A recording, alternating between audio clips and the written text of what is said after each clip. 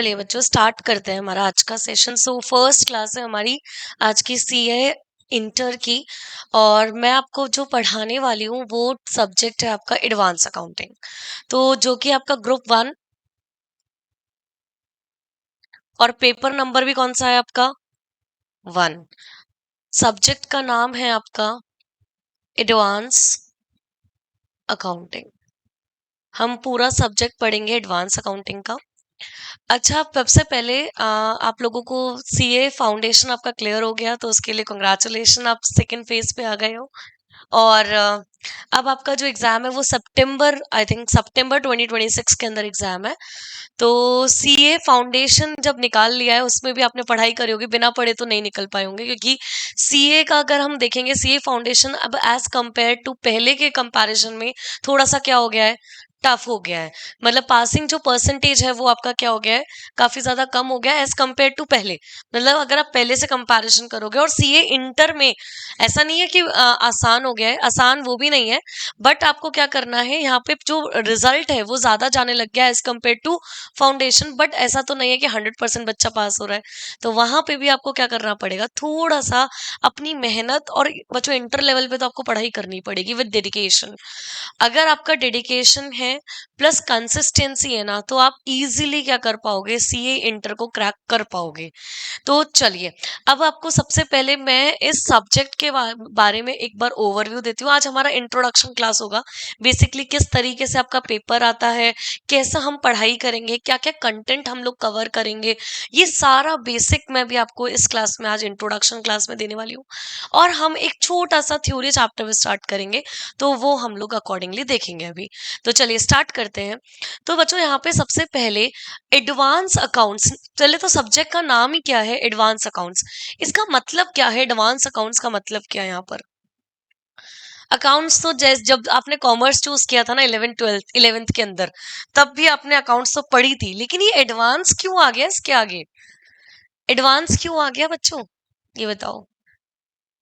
Level भी बढ़ गया, और अब आप जो पढ़ने वाले हो, जैसे 11th-12th में आपने बेसिक पढ़ाई करी थी, बेसिक मतलब वहां पे भी आपने इन सब चीजों के, एडवांस अकाउंटिंग के बारे में जाना था, मतलब इन डिटेल नहीं जाना था, लेकिन जाना वहां पर भी था। लेकिन आपके सर ने बोला होगा अभी आपको जानने की जरूरत नहीं है, क्योंकि अभी आपके सिलेबस में ही नहीं है, क्योंकि वो उस टाइम इतना इन डेप्थ जानने के लिए आपके में एक्चुअली में जरूरत भी नहीं थी। अब जैसे जैसे आपका लेवल क्या होता जा रहा है, बढ़ता जा रहा है, तो हर चीज अब आपके लिए जानना भी क्या हो गई है, जरूरी हो गई है। तो यहाँ पर 11th-12th क्लास में आपने बेसिक्स पढ़े होंगे। 11 में तो मैं प्योरली कह सकती हूँ, प्योरली बेसिक पढ़ा होगा, जीरो से स्टार्ट किया होगा, और जीरो से आपने यहाँ पे पढ़ा होगा अकाउंट्स क्या होती है, अकाउंटिंग प्रिंसिपल्स क्या होते हैं, रूल, गोल्डन रूल्स क्या होते हैं, ये सारी बातें आपने 11th क्लास में, रेक्टिफिकेशन क्या होता है, फाइनेंशियल फाइनल अकाउंट्स क्या होता है, सोल प्रोप्राइटरशिप का क्या होता है, लेजर कैसे बनता है, ट्रायल बैलेंस कैसे बनता है, सब चीजें आप लोगों ने, जर्नल कैसे करते हैं, ये सारी चीजें आपने 11th क्लास के अंदर बेसिक्स के अंदर सीखी थी। और वहीं पर अगर 11th-12th क्लास की अगर मैं बात करूं, तो वहां पे आपने पढ़ा, आपने 11th क्लास में अगर मैं बोलूं, तो 11th क्लास में भी आपने स्टैंडर्ड्स पढ़े हैं, लेकिन बस उसको एक्चुअली में ढंग से नहीं पढ़ा। पढ़ा वहां पर भी है, लेकिन आपके सर ने ढंग से उस चीज को बताया ही नहीं। क्यों नहीं बताया, क्योंकि वहां पे इतनी जरूरत ही नहीं थी। समझ लो, तो है तो क्या ही, बेसिक का ही थोड़ा सा एडवांस लेवल, बस उसको नाम दे दिया गया कौन सा, एडवांस अकाउंटिंग। है तो अकाउंट्स ही, थोड़ी सी क्या है, जो चीज आपने पहले नहीं पढ़ी उसको अब पढ़ेंगे, तो वो आपकी किस फॉर्म में आ गई, एडवांस अकाउंटिंग के नाम पे आ गई है। 11th-12th क्लास में भी आपने पूरा बेसिक पढ़ा था, पार्टनरशिप वगैरह, ये सारी चीजें आप लोगों ने 11th-12th क्लास में सीखी थी। फाउंडेशन में भी तो आप सीख कर आए, फाउंडेशन में भी तो आपने काफी चीजें सीखी, जिसके अंदर हमने काफी सारे एएस पढ़े हैं ऑलरेडी, लेकिन आपने कभी उन एएस के नाम याद ही नहीं किए। जैसे जैसे आपने इन्वेंट्री का वैल्यूएशन पढ़ा होगा, पढ़ा है कि नहीं पढ़ा। जैसे अब आपने इन्वेंट्री का जब वैल्यूएशन पढ़ा होगा, तो आपने इन डिटेल नहीं पढ़ा होगा कि इन्वेंट्री का वैल्यूएशन एएस 2 के अंदर दिया गया है। पढ़ा कि नहीं पढ़ा, याद थोड़ा बहुत होगा, लेकिन इतना इन डिटेल आप नहीं गए होंगे। नॉर्मल आपने क्या करा होगा, अकाउंटिंग की होगी और उस तरीके से आपने काम किया होगा। लेकिन बच्चों यहाँ पर अब जब हम इंटर लेवल पे काम करेंगे, तो यहाँ पे सारे के सारे एएस पढ़ेंगे। जैसे रेक्टिफिकेशन पढ़ा आपने, आपने कंपनी अकाउंट्स में फाइनेंशियल स्टेटमेंट्स का बैलेंस शीट वगैरह सीखा होगा, आपने शेयर्स को कैसे इशू करते हैं, रिडम्पशन कैसे करते हैं डिबेंचर्स का, प्रेफरेंस शेयर का रिडम्पशन कैसे करते हैं, बोनस कैसे होता है, बायबैक कैसे हो सकता है। तो ये सारी बातें आपने कहाँ सीखी थी? फाउंडेशन के अंदर। अब हम यहाँ पर क्या सीखने वाले हैं? एडवांस अकाउंट, जो कि बेसिकली एडवांस अकाउंट के अगर सिलेबस की अगर मैं बात करूँ ना, एक लाइन में अगर मैं बोल दूं, उसका पूरा सिलेबस डिजाइन हो गया है पूरे के पूरे अकाउंटिंग स्टैंडर्ड्स। पूरे के पूरे क्या? Accounting standards. अब आप बोलोगे ये अकाउंट सब बस हमारे सब पूरे सिलेबस में अकाउंटिंग स्टैंडर्ड्स है क्या? यस बच्चों, माय आंसर इज यस। पूरा का पूरा एडवांस अकाउंट्स जो है ना, वो सारे के सारे किससे भरा हुआ है? एएस से भरा हुआ है, यानी कि सारे के सारे अकाउंटिंग स्टैंडर्ड से भरा हुआ है।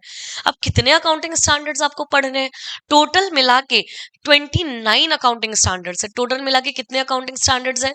29 अकाउंटिंग स्टैंडर्ड्स हैं। बच्चा 29 के 29 आपको पढ़ने हैं, लेकिन दो अकाउंटिंग स्टैंडर्ड का आपको क्या है? रिलैक्सेशन, जो कि अब रिमूव हो गए हैं। इंड AS6 और AS8।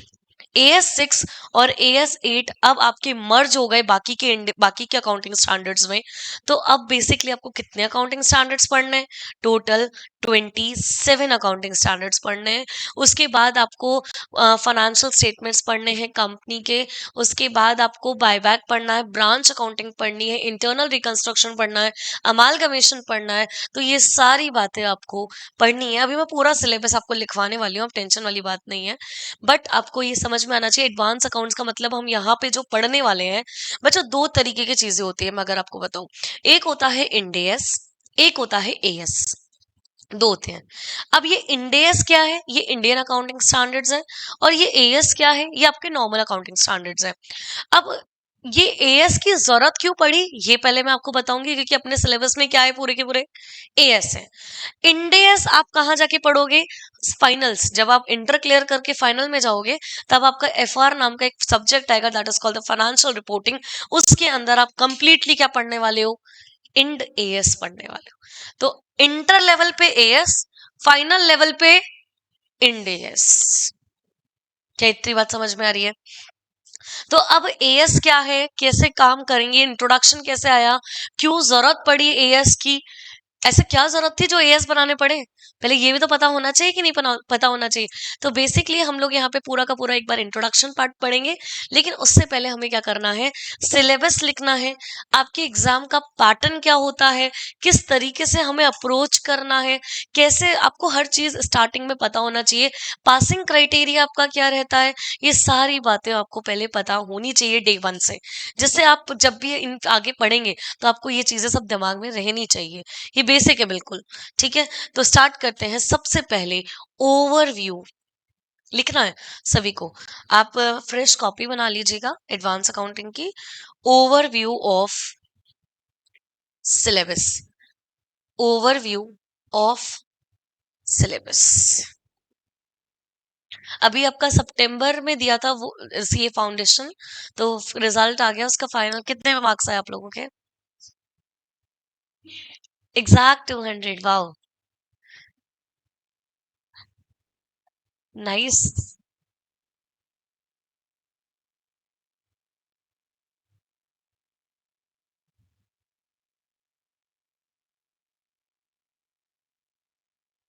चलिए बच्चों, अब स्टार्ट करते हैं। सबसे पहले हम लोग यहाँ पे ओवरव्यू देखने वाले हैं सिलेबस का, और लिखेंगे मेरे साथ ओवरव्यू ऑफ सिलेबस के अंदर। एडवांस अकाउंट्स बेसिकली 3 पार्ट्स में डिवाइडेड है। मैं आपको लिखवाती हूँ। एडवांस अकाउंट का पूरा सब्जेक्ट लिखेंगे, और इन ब्रैकेट लिखना कितने मार्क्स का है आपका? 100 मार्क्स का वेटेज है।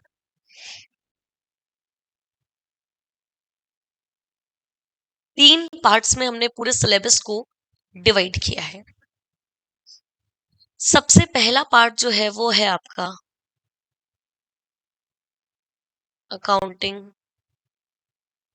स्टैंडर्ड्स। दूसरा पार्ट है आपका कंपनी अकाउंट्स। और तीसरा पार्ट है आपका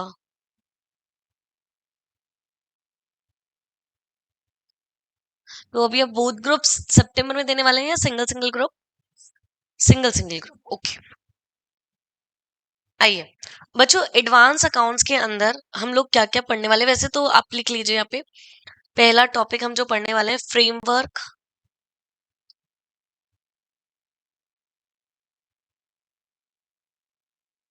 framework for preparation and presentation, कि प्रिपेयर कैसे करना है और प्रेजेंट करना कैसे करना है, इसका पूरा फ्रेमवर्क बताया गया है। Second, introduction and applicability.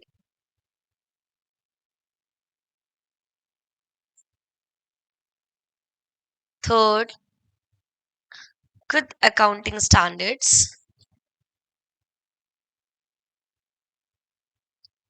Accounting standards. बच्चों हैंड राइटिंग एलिजिबल है ना, समझ में आ रही है सभी को? अकाउंटिंग स्टैंडर्ड्स यहाँ पे हम पढ़ेंगे टोटल कितने अकाउंटिंग स्टैंडर्ड, 27 अकाउंटिंग स्टैंडर्ड्स। और बच्चों सबसे इंपॉर्टेंट बात, ये आपके ऑन एन एवरेज एग्जाम में जो वेटेज रखता है वो 55 टू 65 मार्क्स का वेटेज, मतलब समझ रहे हो? 100 में से आधे से ज्यादा नंबर कौन सा टॉपिक कवर कर रहा है? लेकिन बच्चों क्या ये एक छोटा सा टॉपिक है क्या? नहीं, इसके अंदर टोटल कितने स्टैंडर्ड्स हैं? 27 अकाउंटिंग स्टैंडर्ड्स हैं। और वो 27 अकाउंटिंग स्टैंडर्ड्स आपको पढ़ने हैं, उसके प्रैक्टिकल क्वेश्चंस करने हैं।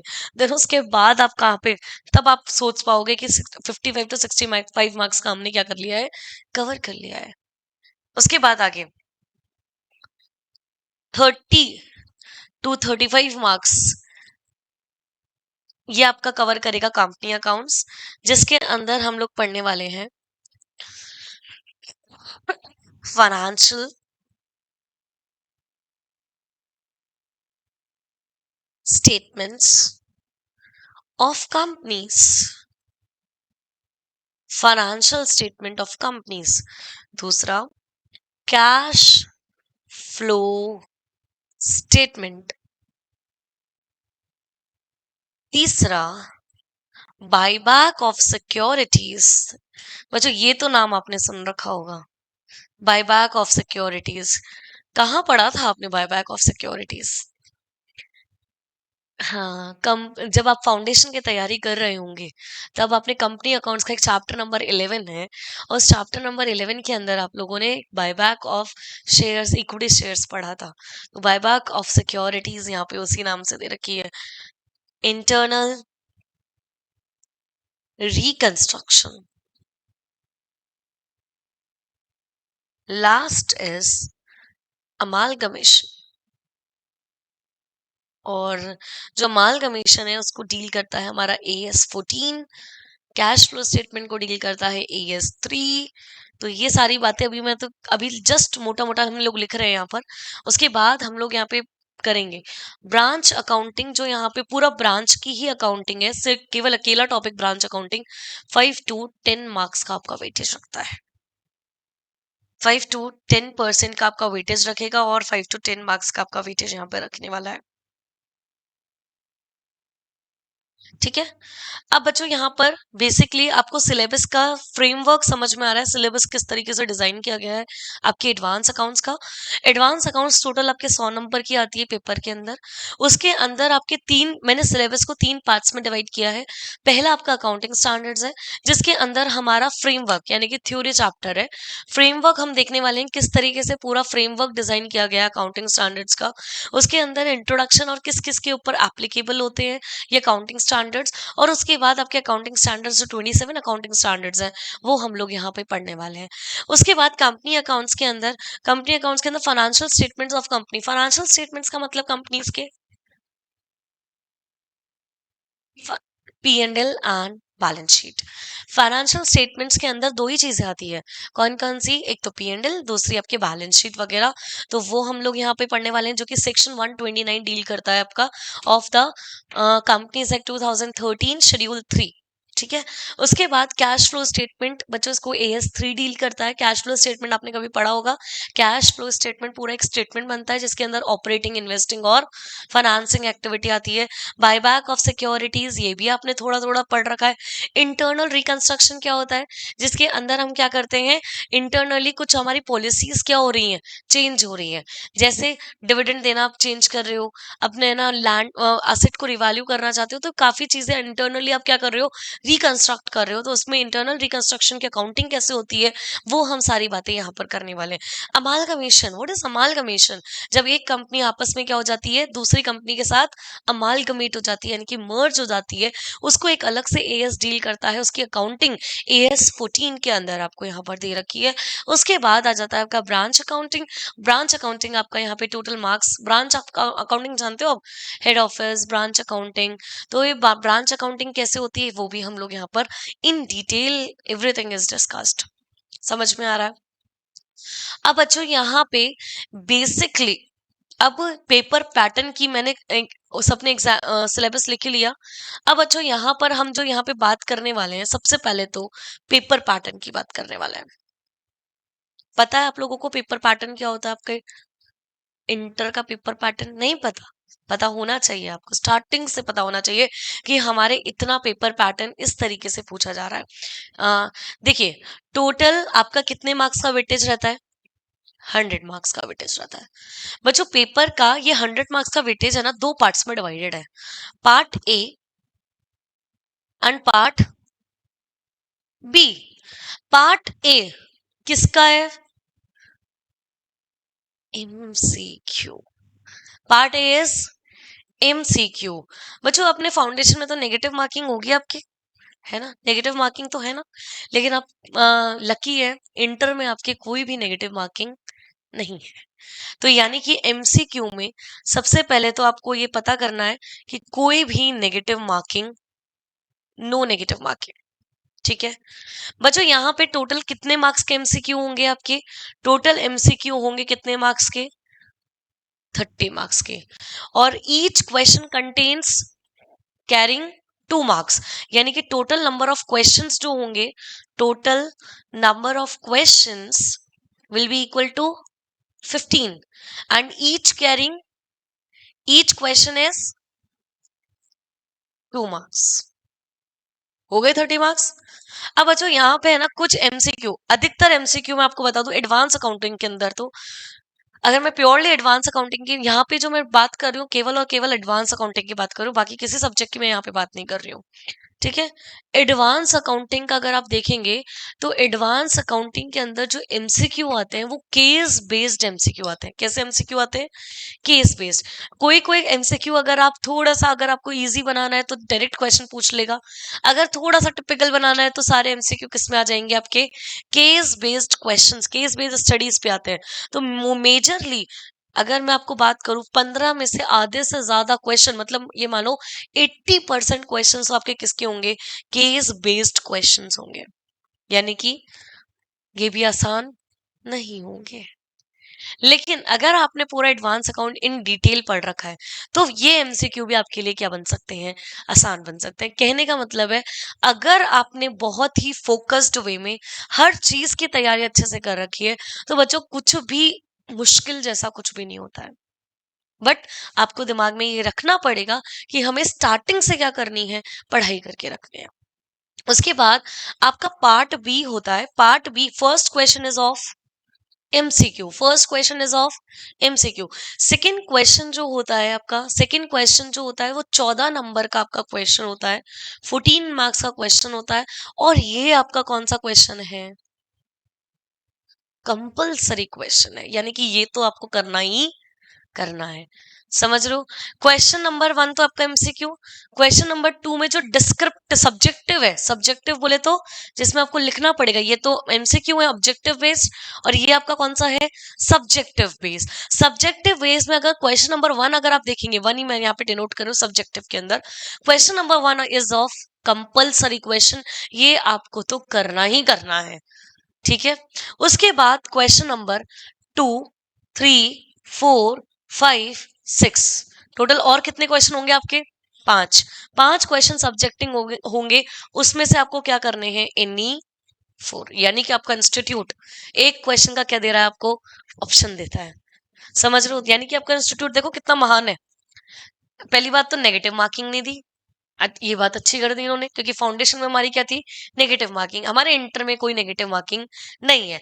दूसरी बात अच्छी क्या कर दी इन्होंने, कि 4 क्वेश्चन 5 क्वेश्चन में से एक क्वेश्चन क्या दे दिया उसने, ऑप्शनल दे दिया, कि भाई जो तुम्हें नहीं आता ना वो छोड़ दो, लेकिन एक क्वेश्चन क्या कर दिया, कंपलसरी दे दिया। यानी कि इतना हमारा इंस्टीट्यूट इतना भी बुरा नहीं है। लेकिन तुम्हें लग रहा हो कि भाई पेपर तो आसान आता है बच्चों, सीए लेवल का पेपर इतना आसान तो नहीं होता। क्योंकि जब तक आपको दिमाग में सेट नहीं होगी ना कि हमें, आपको लगेगा नहीं ना कि जब तक हलवा नहीं है बच्चों, समझ रहे हो क्या, हलवा इन सेंस कि जो परोसा और खा लिया, ऐसा नहीं है। आपको मेहनत करनी पड़ेगी, और वो डे 1 से करनी पड़ेगी। तभी जाके आप सोच पाओगे कि फर्स्ट अटेम्प्ट में आप सीए इंटर क्या कर सकते हो, निकाल पाओगे। और ये डेडिकेशन, ये मोटिवेशन आपके at the end of the exam तक होना चाहिए। ठीक है, अभी मैं इतना ज्यादा डराऊंगी नहीं, बट आपको क्या कर रही हूँ, थोड़ा सा अलर्टनेस आपके अंदर जगा रही हूँ, कि वो अलर्टनेस आपको स्टार्टिंग से आपका आना चाहिए। अब आप कोई ऐसी वैसी पढ़ाई नहीं कर रहे हो। जब आप सीए फाउंडेशन में आ गए होंगे, फिर भी आपके अंदर थोड़ा सा क्या था, बचपना हो सकता है। आज भी अगर सीए फाउंडेशन को स्टूडेंट्स को देखा जाए, तो वो 12th क्लास के महरम में ही रहते हैं, मतलब वही बचपना, वही मस्ती। लेकिन वो बच्चों अब सीए इंटर के अंदर वो सारी बचपना, वो सारा मस्ती मजाक थोड़े से हद तक क्या करना पड़ेगा, कम करना पड़ेगा। मैं ये नहीं बोलूंगी बंद करना पड़ेगा। बंद करोगे, बंद करोगे तो फिर तो आपकी जिंदगी क्या हो जाएगी, ऐसे लग जाएगा क्या सुबह से लेकर शाम तक बस यही यही यही। ऐसा भी नहीं करना है बच्चों, हमें दोनों चीजें बैलेंस करनी है। ठीक है, तो अब आपको पेपर पैटर्न ये समझ में आया क्या, पेपर पैटर्न क्या है आपका, पहला क्वेश्चन आपका एमसीक्यू, दूसरे में आपका सब्जेक्टिव क्वेश्चन होता है, जिसमें क्वेश्चन नंबर 1 जो आपको दिखेगा, पहला ही क्वेश्चन सब्जेक्ट के अंदर आपका क्या होगा, कंपलसरी क्वेश्चन होगा। उसके बाद आपका यहाँ पे 2 3 4 5 6 में से कोई आपको 4 क्वेश्चन करने, तो टोटल सब्जेक्टिव के मिला के अगर मैं कहूं तो 5 क्वेश्चंस आपको करने हैं टोटल, एक तो ये और इसमें से 4। समझ गया क्या आपको। अब बच्चों यहाँ पर 3 क्वेश्चन, इनमें से कोई 3 क्वेश्चन ऐसे होंगे, 3 या 2, 3 या 4 ऐसे हो सकते हैं जो कि फुल फ्लेज कितने नंबर के होंगे, 14 नंबर के।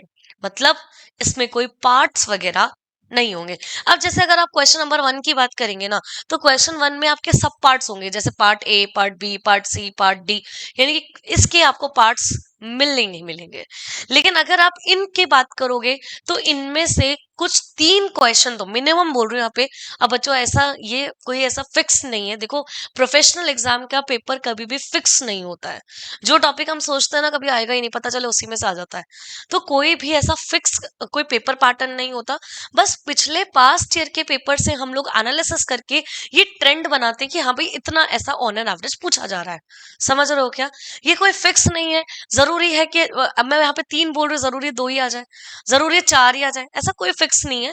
ऑन एन एवरेज हम लोग यहाँ पे बात करते हैं, क्योंकि आप ऐसे सटीक होके बात नहीं कर सकते, क्योंकि बच्चे प्रोफेशनल एग्जाम है, कोई बीकॉम या कोई स्कूल के पेपर नहीं है जो कि आप फिक्स कह दो कि इतने नंबर का ही आएगा और इस पे चैप्टर से ही आएगा। समझ रहे हो ना। अब आप इतने सारे अकाउंटिंग स्टैंडर्ड्स हैं 27, अब मैं ये कहूँ कि इसी अकाउंटिंग स्टैंडर्ड से आएगा, नहीं, कुछ भी आ सकता है। 27 की 27 अकाउंटिंग स्टैंडर्ड्स में कोई भी बड़े क्वेश्चन जो बनेगा, फर्स्ट क्वेश्चन वो किसी भी स्टैंडर्ड में से बन सकता है ना।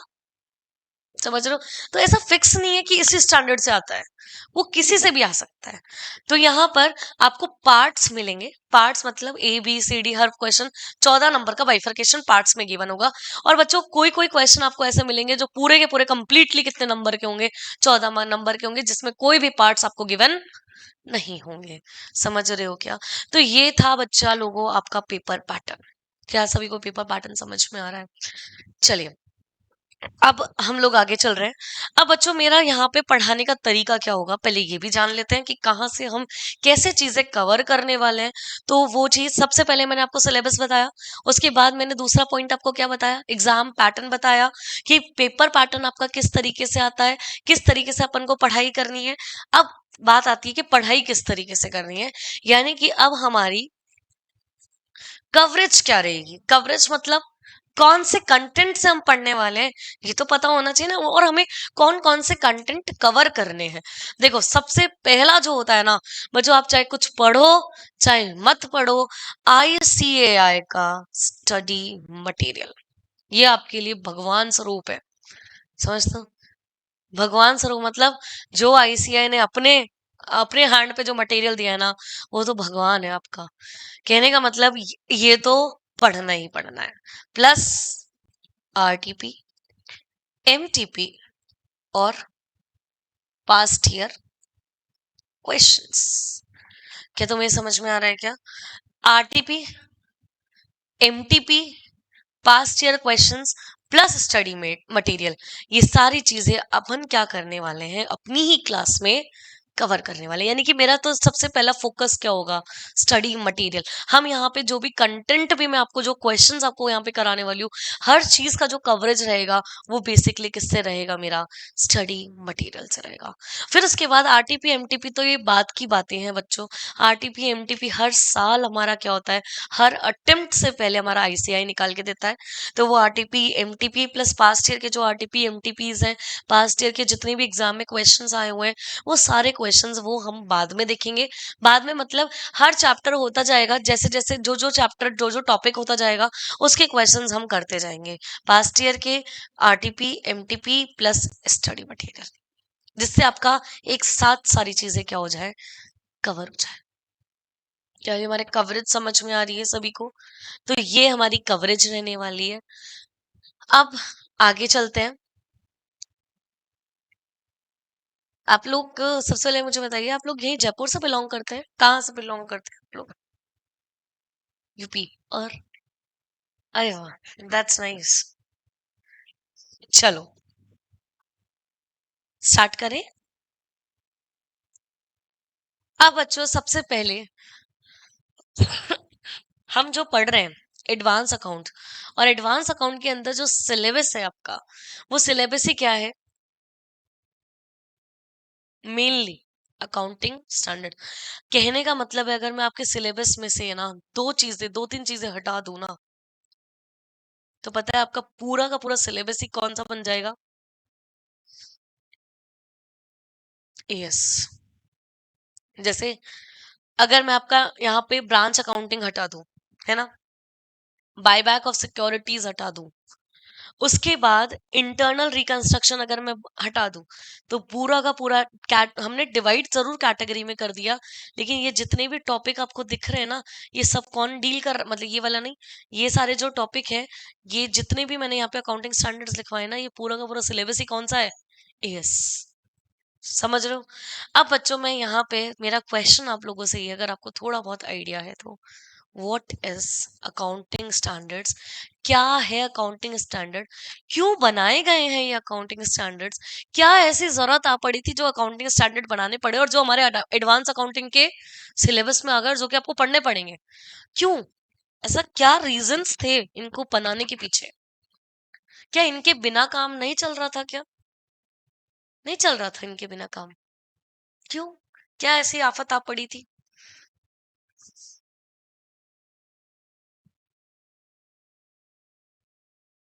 एग्जैक्टली, बिल्कुल सही। बच्चों यहाँ पे अगर मैं चार अकाउंटेंट की बात करती हूँ, ABCD, ठीक है, ये चार अकाउंटेंट्स हैं, ये बहुत कंफ्यूज्ड है। मतलब कंफ्यूज इन सेंस, इनको पता ही नहीं कि इनको अकाउंटिंग कैसे कर, पहले के जमाने की बात कर रही हूँ मैं। पहले ये अकाउंटिंग स्टैंडर्ड से पहले की बात, जब अकाउंटिंग स्टैंडर्ड्स आपके नहीं आए थे, तब पहले क्या होता था, जो अकाउंटेंट्स होते थे उनको पता ही नहीं होता था कि हमें अकाउंटिंग कैसे करनी है, हम कौन सी चीज को कैसे रिकॉर्ड करें, ये पता ही नहीं होता था। अब जैसे मान लो आप दोनों हैं, आप दोनों क्या हैं, बिजनेसमैन है, बिजनेस वुमेन, सॉरी, आप दोनों का क्या काम है, बिजनेस है, ठीक है।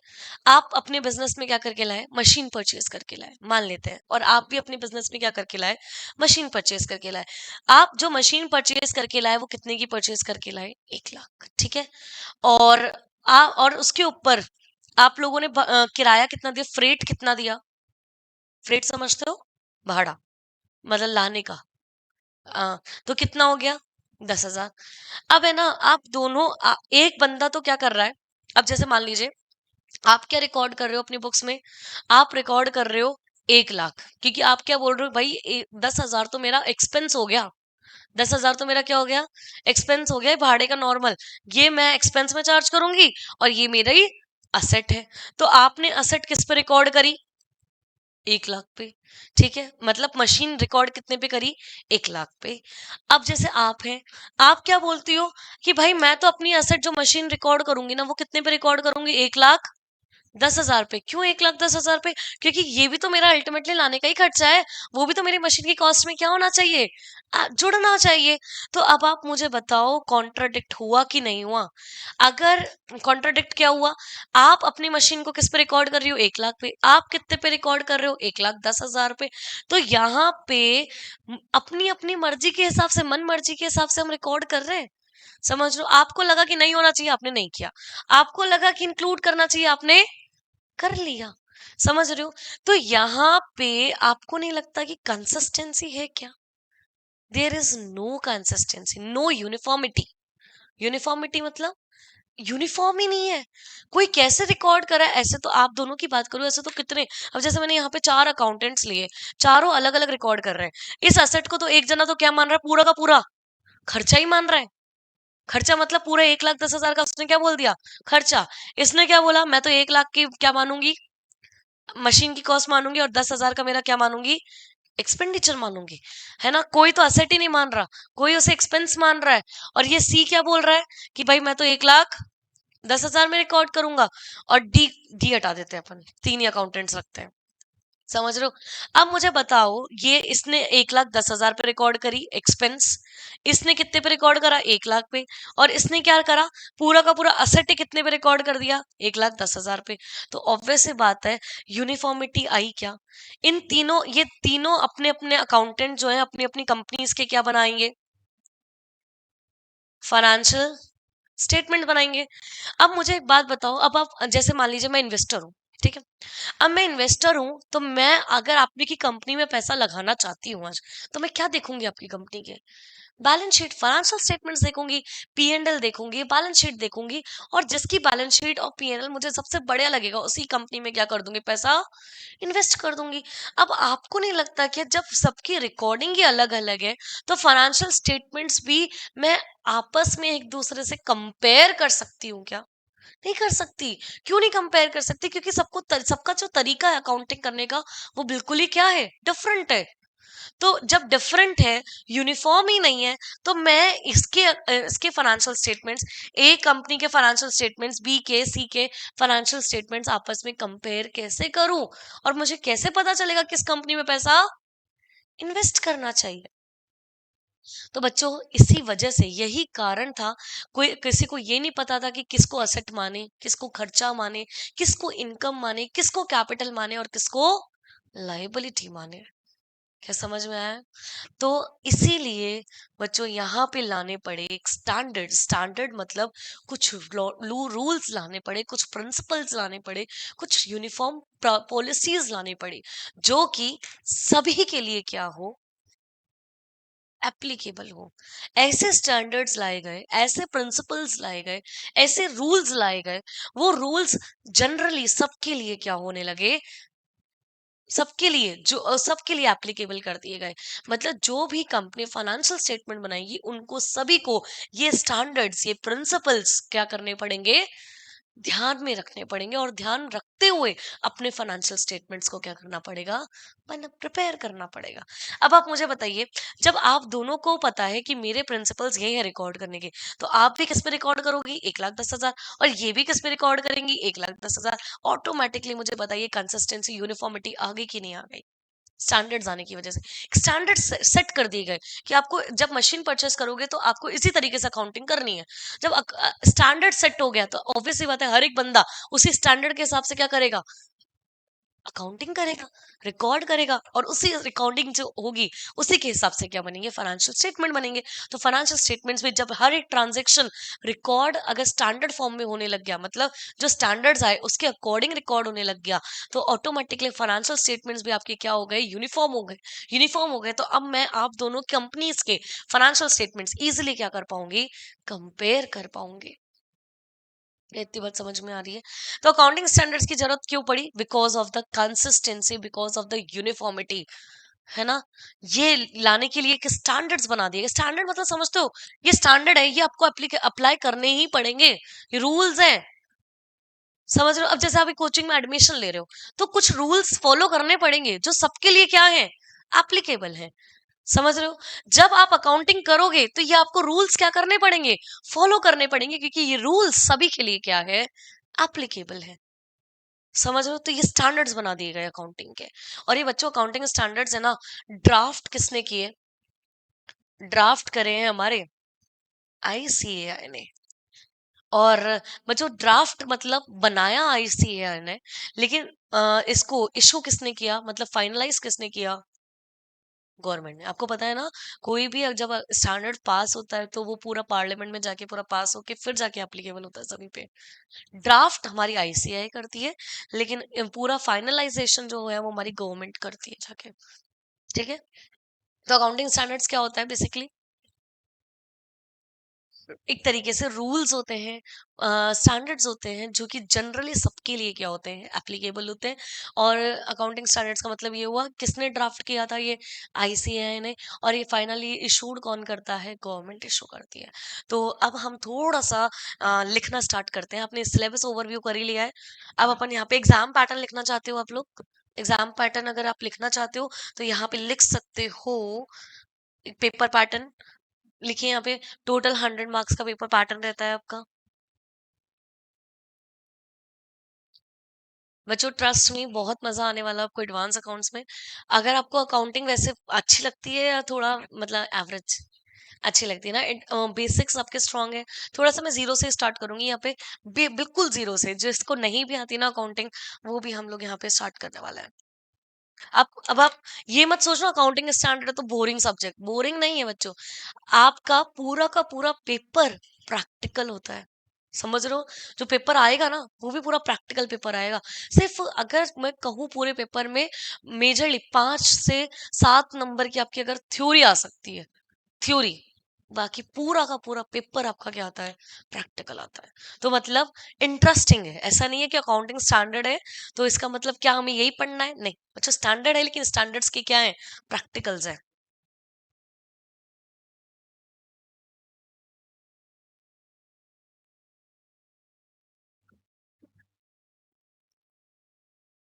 एक बार पेपर पैटर्न लिख लीजिए बच्चों। ये दो पार्ट्स में डिवाइड करना, जैसे जैसे मैं बोलती जा रही हूँ वैसे वैसे लिखते जाओ। 100 मार्क्स को आप 2 पार्ट्स में डिवाइड करना। एक लिखना पार्ट ए और दूसरा लिखना आप पार्ट बी। जो ऑरेंज में हाईलाइट करती जा रही हूँ वो लिखते जाना। पार्ट ए आपका क्या है, एमसीक्यू। और एमसीक्यू लिखिए यहाँ पे 30 मार्क्स। नीचे एमसीक्यू के लिखिए नो नेगेटिव मार्किंग। कोई नेगेटिव मार्किंग नहीं होती, क्योंकि जब आपको पता होगा, आपको हर चीज पता होनी चाहिए। No negative marking. उसके बाद आपका आता है टोटल नंबर ऑफ क्वेश्चंस कितने हैं, 15। और ईच क्वेश्चन आपका कितना है, 2 मार्क्स का। और क्वेश्चन का जो रहेगा, क्वेश्चन कौन सा रहेगा, एक तो डायरेक्ट क्वेश्चन रहेगा, प्लस आपका केस बेस्ड क्वेश्चंस रहेंगे। ठीक है। डायरेक्ट क्वेश्चन भी आ सकते हैं और दूसरा आपका केस बेस्ड क्वेश्चन भी आ सकते हैं। तो कॉम्बिनेशन रहेगा ये केस बेस्ड क्वेश्चन का प्लस डायरेक्ट क्वेश्चंस का। तो ये पूरा पार्ट ए खत्म हो गया। खत्म।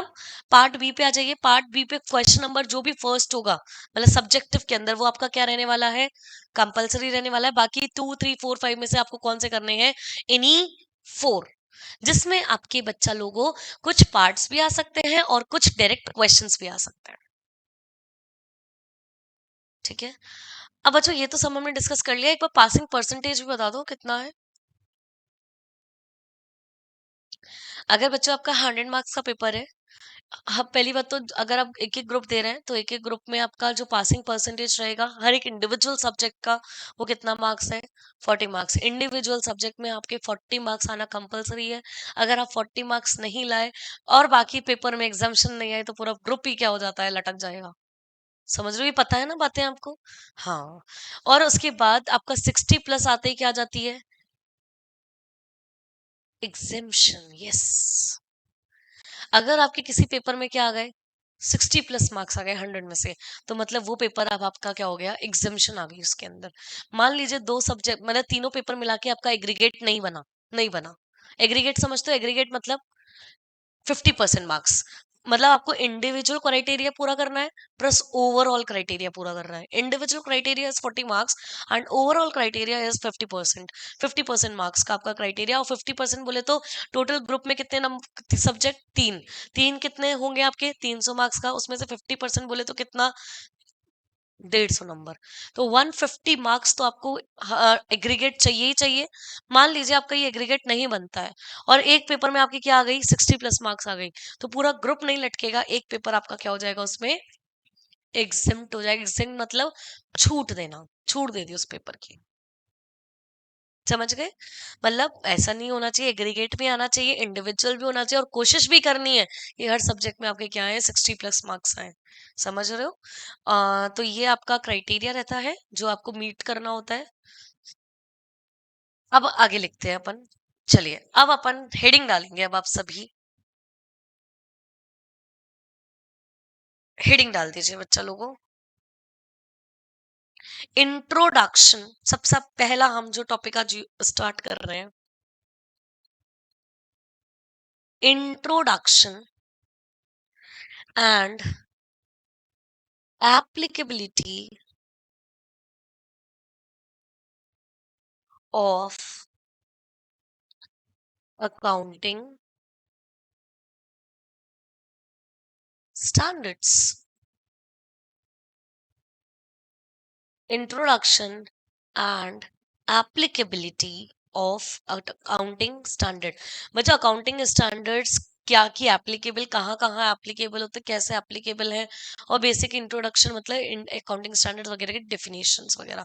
तो पहला पार्ट अब लिखिए, लिखिए यहाँ पर, मीनिंग ऑफ, सबसे पहला point, meaning of accounting standards. बच्चों मीनिंग ऑफ अकाउंटिंग स्टैंडर्ड्स क्या होता है, इसको हम लिखते हैं पूरा। बच्चों हम लोग है ना, ऐसे मैं पूरी एक साथ डेफिनेशन नहीं लिखवा रही हूँ, डेफिनेशन को ब्रेक में करवा रही हूँ, मतलब छोटे छोटे पार्ट्स में लिखवा रही हूँ जिसको आपको याद करने में। हालांकि बच्चों इस चैप्टर से कभी क्वेश्चन आने वाला नहीं है, मैं आपको बता दूं, लेकिन ये चैप्टर आपको बस, क्योंकि पूरा का पूरा सब्जेक्ट ही आपका क्या है, अकाउंटिंग स्टैंडर्ड है, तो इसीलिए यहाँ पे अकाउंटिंग स्टैंडर्ड का मतलब जान रहे हैं। क्वेश्चन एग्जाम में ये नहीं पूछेगा कि मीनिंग बता दो एएस की, ऐसे नहीं आएगा क्वेश्चन। समझ रहे हो ना? हाँ, तो अभी अपन सिर्फ बेसिक पढ़ रहे हैं। Written documents which deals with the accounting issues। बच्चों अकाउंटिंग इश्यूज कौन कौन से, चार चीजें हैं। आर से आपका रिकॉग्निशन, एम से मेजरमेंट, अभी समझाती हूँ, एम से मेजरमेंट, पी से प्रेजेंटेशन, एंड डी से डिस्क्लोजर। ड्राफ्टेड बाय, दूसरा point, drafted bye expert accounting standard. और हमारे एक्सपर्ट अकाउंटिंग स्टैंडर्ड कौन है, ICAI, and issued by the, अभी जो जितनी बातें मैंने बोली है ना वही लिखवा रही हूँ बस। ड्राफ्ट कौन करता है, आईसीएआई, और इशू कौन करता है, हमारा गवर्नमेंट। और एक तरीके से बच्चों कोई भी जब लॉ होता है ना, जब स्टैंडर्ड्स आ जाते हैं सभी के लिए, तो वो कौन से फॉर्म में होते हैं, ओरली बोल के डिस्कस करते हैं, रिटन डॉक्यूमेंट्स में होते हैं, रिटन डॉक्यूमेंट्स में होते हैं which deals with the accounting issues. Written documents होता है एक तरीके से, रिटन में स्टैंडर्ड्स लिखे होते हैं, drafted by the expert accounting standard that is ICAI, issued by the government. और यहाँ पे जो डॉक्यूमेंट्स होते हैं वो किसको डील करते हैं, कि आपको कब रिकॉर्ड करना है, रिकॉग्निशन मतलब रिकॉग्नाइज कब करना है, अपनी बुक्स में आप कब रिकॉर्ड करोगे, that is called the recognition. Measurement मतलब कितना रिकॉर्ड करोगे। प्रेजेंटेशन मतलब किस तरीके से आप दिखाओगे, एक्सपेंडिचर में दिखाओगे, एसेट में दिखाओगे, लाइबिलिटी में दिखाओगे। डिस्क्लोजर मतलब किस तरीके से आप डिस्क्लोज कर रहे हो उसको। मतलब चार चीजों के बारे में बताता है, कब आपने रिकॉर्ड करना है, कितना रिकॉर्ड करना है, कहाँ रिकॉर्ड करना है, और कैसे आप अपना डिस्क्लोजर में दिखाते हो। तो ये चार चीजें आपको अकाउंटिंग इशू से रिलेटेड आपको डील करता है अकाउंटिंग स्टैंडर्ड्स। ठीक है, बिल्कुल समझ में आ गई ये बातें। आगे चलते हैं। सेकेंड पॉइंट,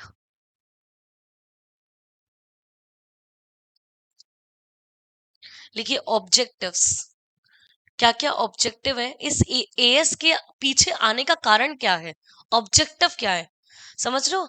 रीजन क्या था जिसकी वजह से एएस आया, वही तो एएस के क्या है ऑब्जेक्टिव, जो रीजन को क्या कर रहा है, सॉल्व आउट कर रहा है। आप ही मुझे बताइए। हाँ, मतलब बेसिकली वो लाना, यूनिफॉर्मिटी लाना। तो ऑब्जेक्टिव ऑफ एएस में भी हम चार्ट फॉर्म में लिखेंगे इसको भी। क्या क्या ऑब्जेक्टिव है।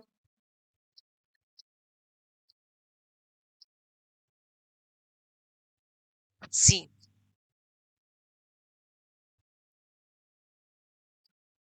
हार्मोनाइज। बच्चों ये हार्मोनाइज वर्ड को, जैसे कीवर्ड्स होते हैं ना, ये कीवर्ड्स हम लोग लिख रहे हैं, कहने का मतलब जिससे आपको समझ में आ जाएगा ये वर्ड्स इंपॉर्टेंट है ना। Harmonize, diverse,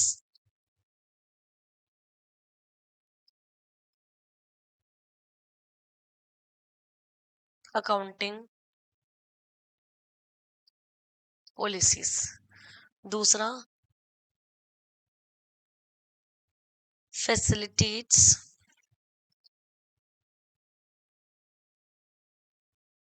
preparation of financial statements. तीसरा,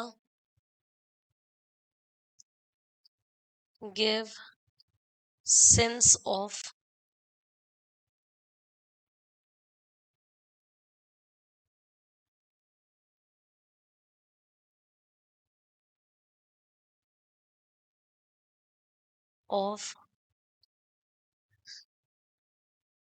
फैसिलिटेट्स को यहाँ पे अंडरलाइन करना, give sense of faith, faith लेकर आता है, एंड रिलायबिलिटी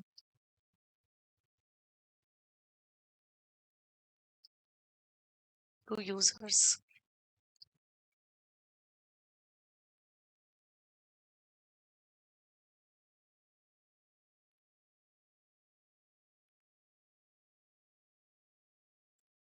लिखा क्या, ऑब्जेक्टिव क्या था, जो अकाउंटिंग पॉलिसीज है उसमें क्या लाना, हार्मोनाइज मतलब यूनिफॉर्मिटी लेकर आना। दूसरा, ऑब्जेक्टिव क्या है, फैसिलिटेट करता है, फैसिलिटेट मतलब हेल्प करता है, किस चीज में हेल्प करता है, प्रिपरेशन ऑफ फाइनेंशियल स्टेटमेंट।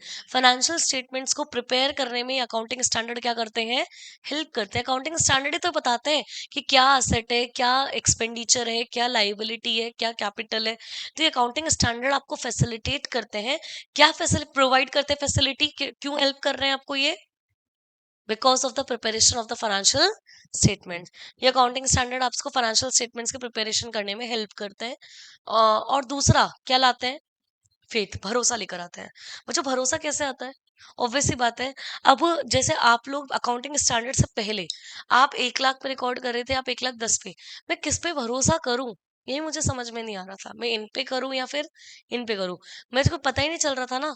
लेकिन ये अकाउंटिंग स्टैंडर्ड क्या लेकर आया, एक फेथ लेकर आया, एक विश्वास लेकर आया कि जो भी फाइनेंशियल स्टेटमेंट्स हर कंपनी बना रही है वो एक रिलायबल है और true and fair view represent कर रहा है। समझ रहे हो क्या।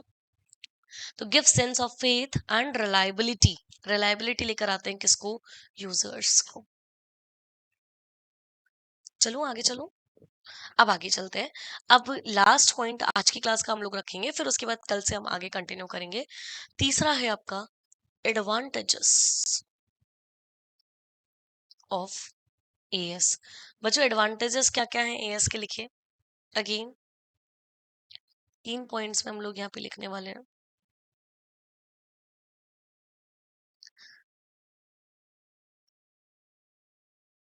कंपेरेबिलिटी, वो जो एडवांटेज क्या था अकाउंटिंग स्टैंडर्ड्स क्या लेकर आता है, कंपेयर करने वाली पावर, कंपेयर कर सकते हैं हम, ये फायदा है, एडवांटेजेस हैं अकाउंटिंग स्टैंडर्ड्स के। तीसरा standardisation,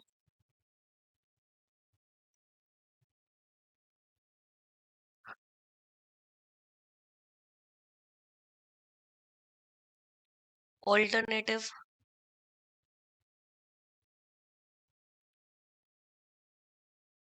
alternative accounting treatment to prevent, to prevent any misleading accounting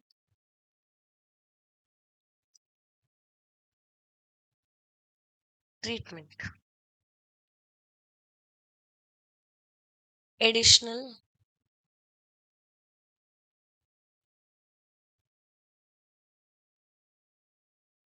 disclosure, additional disclosure requirements,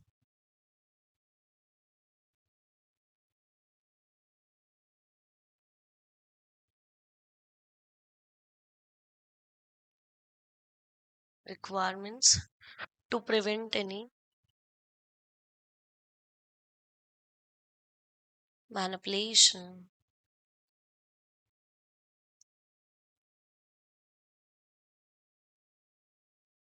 बस अब एक बार इसको समझते हैं और फिर आगे चलते हैं। एडवांटेजेस ऑफ अकाउंटिंग स्टैंडर्ड में क्या है, मुझे एडवांटेजेस का पहले तो मतलब बताइए मुझे क्या होता है। फायदे, अकाउंटिंग स्टैंडर्ड आने के बाद क्या क्या फायदे हो गए, देखो कंपेरेबिलिटी आसान हो गई, कंपेरेबिलिटी ऑफ फाइनेंशियल स्टेटमेंट। उसके बाद स्टैंडर्डाइजेशन, मतलब सभी के फाइनेंशियल स्टेटमेंट्स में क्या आ गया, एक स्टैंडर्ड आ गया। और ये प्रिवेंट करता है, प्रिवेंट मतलब रोकना, बचाता है किसको, कोई मिसलीडिंग अकाउंटिंग ट्रीटमेंट, मिसलीडिंग मतलब कोई गलत तरीके से अगर अकाउंटिंग ट्रीटमेंट कर रहा है उसको रोकता है अकाउंटिंग स्टैंडर्ड, ठीक है ना। दूसरा आपका बच्चों, जब भी अपन अब आगे के लिए बता दूं, तो जो भी अपन अकाउंटिंग स्टैंडर्ड पढ़ेंगे ना उसका एडिशनली हम डिस्क्लोजर भी पढ़ेंगे कि क्या क्या आपको डिस्क्लोज करना पड़ता है। तो यहाँ पे एडिशनल डिस्क्लोजर जो है वो रिक्वायरमेंट जो है वो प्रिवेंट करती है कोई भी मिस मैनिपुलेशन। अगर आप कोई भी अकाउंटिंग में फ्रॉड वगैरह करते हो, मैनिपुलेट करते हो, तो उसको भी क्या करती है, रोकती है। क्योंकि उसमें क्या होता है, एडिशनल डिस्क्लोजर की जरूरत होती है आपके। जब भी अकाउंटिंग स्टैंडर्ड्स आप फॉलो करते हो तो उसमें एडिशनली डिस्क्लोजर, डिस्क्लोजर मतलब समझते हो, डिस्क्लोज करना पड़ता है इन्फॉर्मेशन अपनी। तो एडिशनल डिस्क्लोजर की रिक्वायरमेंट रहती है, जिसकी वजह से वो मैनिपुलेशन क्या होता है, रोकती है अकाउंटिंग स्टैंडर्ड्स। तो अकाउंटिंग स्टैंडर्ड्स बेसिकली एडवांटेज क्या, कंपेरेबिलिटी आसान हो गई, स्टैंडर्डाइजेशन हो गया, और तीसरा आपका एडिशनल डिस्क्लोजर की वजह से हमारा मैनिपुलेशन वगैरह रोकती है। एडवांटेजेस क्या हो गए, हार्मोनाइज कर दिया, इक्वल बना दिया। उसके बाद आपने क्या करा, फेथ लेकर आया और फैसिलिटेट करा फाइनेंशियल स्टेटमेंट्स को बनाने के लिए। फिर उसके बाद हम लोगों ने यहाँ पर मीनिंग पढ़ा, और बेसिक आज पूरा इंट्रोडक्शन हम थोड़ा सा कर रहे हैं, करा आज हम लोगों ने। कल से हम लोग बच्चों और आगे की स्टडीज स्टार्ट करेंगे, और कोशिश करेंगे कल से ही हमारा एएस स्टार्ट करें कोई भी, या फिर एएस पहले पढ़ना है या फिर दूसरी चीजें पहले पढ़नी है, आप मुझे बताइए। एएस से स्टार्ट करें या फिर जैसे ब्रांच अकाउंटिंग, इंटरनल रिकंस्ट्रक्शन वगैरह ये सब पहले करना, एएस ही कर ले, एक आध पहले एएस कर लेंगे। जब एएस से थोड़ा सा लगेगा ना कि यार अब बहुत ज्यादा थ्योरी ऐसा लग रहा है, तो हम बीच बीच में कुछ कुछ चैप्टर्स ऑल्टरनेट करते जाएंगे, बोरिंग नहीं करेंगे, मतलब कहने का मतलब। ठीक है, तो आज की सेशन हम लोग यहीं पे वाइंड अप करेंगे और मिलेंगे नेक्स्ट क्लास।